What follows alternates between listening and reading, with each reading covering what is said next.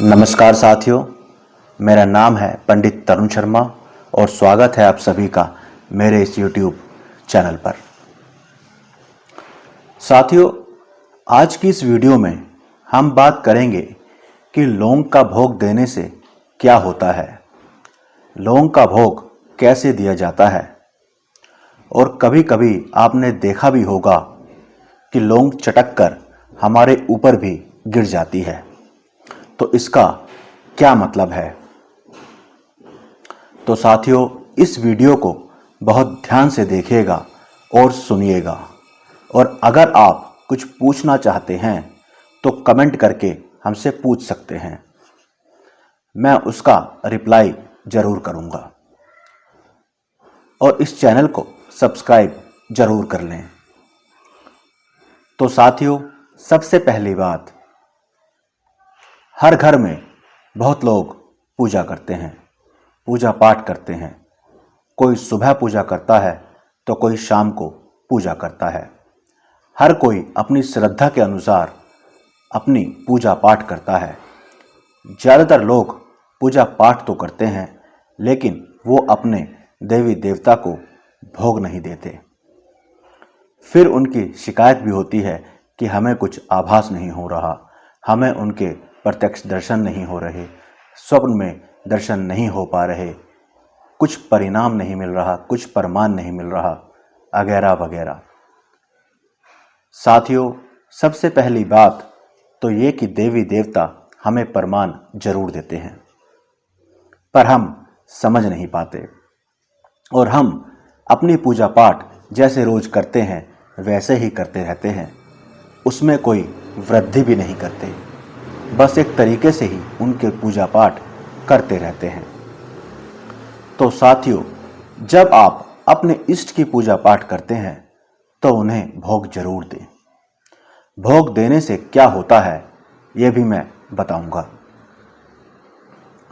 साथियों, आप जानते हैं हमारे ज्योतिष शास्त्र में लौंग का कितना अधिक महत्व है। तंत्र मंत्र में, पूजा पाठ में, नवरात्रों में लौंग सबसे पहले चलती है, चढ़ाई जाती है, भगवान को अर्पित, माँ को अर्पित की जाती है। साथियों, जब भी आप पूजा पाठ करते हैं तो सबसे पहले दीपक जलाते हैं।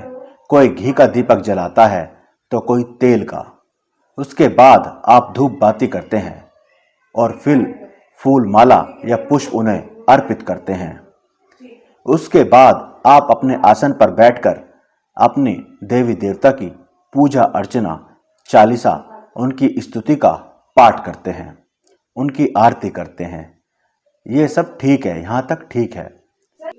उसके बाद ये सब करने के बाद आपको उन्हें भोग देना होता है, जो ज़्यादातर लोग नहीं देते। तो आपको करना क्या है, ध्यान से सुनिए। साथियों, आपको कपूर लेनी है। सबसे पहले आपको अपने गणेश भगवान, सर्वप्रथम गणेश भगवान को भोग देना है। उसके बाद आपको अपने गुरु के नाम का भोग देना है। उसके बाद आपको अपने इष्ट, जिनको आप मानते हैं, जिनकी आप पूजा करते हैं, चाहे वो देवी हों चाहे वो देवता हों, आपको उनका भोग देना है। उसके बाद आपको अपने कुल देवता या कुल देवी का भोग देना है। तो ये 4 भोग आपको देने होते हैं।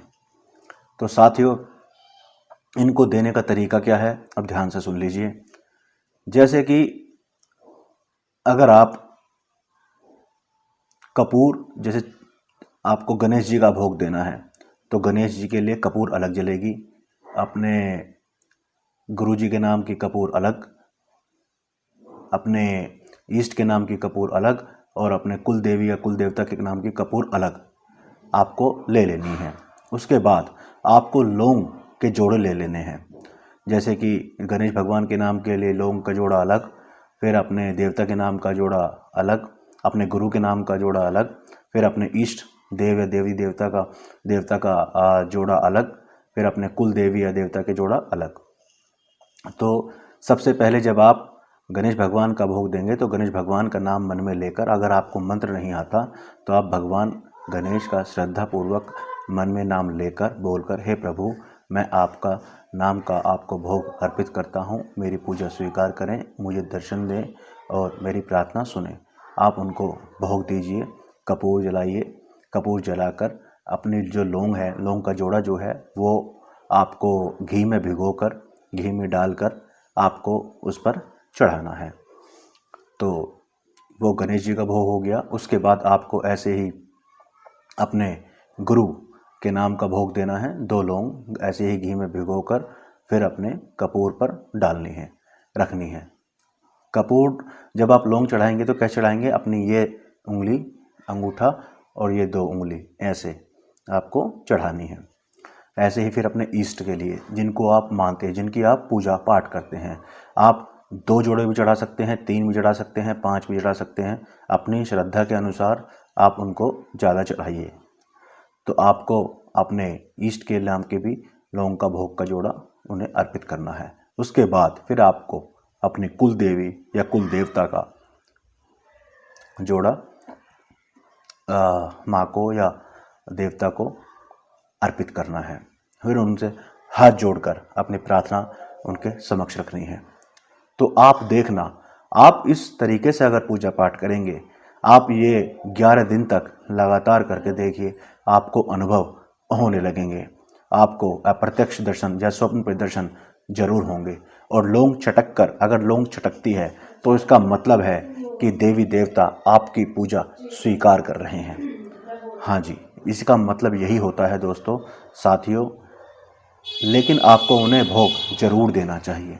बहुत से लोग भोग नहीं देते हैं, तो भोग ना देने के कारण वो अप्रत्यक्ष रूप में नहीं आते, दर्शन नहीं देते, क्योंकि ये देवी देवता भोग पर ही चलते हैं। कोई मीठे के भोग पर चलता है। आप लौंग के साथ पतासा भी मिलाकर, पतासे का प्रसाद मिलाकर भी उनको अर्पित कर सकते हैं। ये आपकी श्रद्धा के ऊपर डिपेंड करता है। आप उसमें कुछ भी ऐड ऑन कर सकते हैं अपनी श्रद्धा के अनुसार, अपने भाव के अनुसार। दोस्तों, ये बहुत ज़रूरी था, बहुत से लोगों को नहीं पता। बहुत से लोगों के कमेंट आते हैं कि हम बहुत दिनों से पूजा पाठ कर रहे हैं, हमें असर नहीं हो रहा, कुछ ये नहीं मिल रहा। तो दोस्तों, अपने मंदिर की अच्छे साफ़ सफाई रखें। अपने नित्य सुबह या शाम जो भी पूजा पाठ करनी है उसके अकॉर्डिंग आप अपनी सुबह या शाम के समय पूजा पाठ करें और उनको भोग समर्पित करें। तो आशा करता हूँ साथियों, आपको ये वीडियो समझ आ गई होगी। तो मिलते हैं नेक्स्ट वीडियो में। तब तक के लिए जय माता दी, नमस्कार।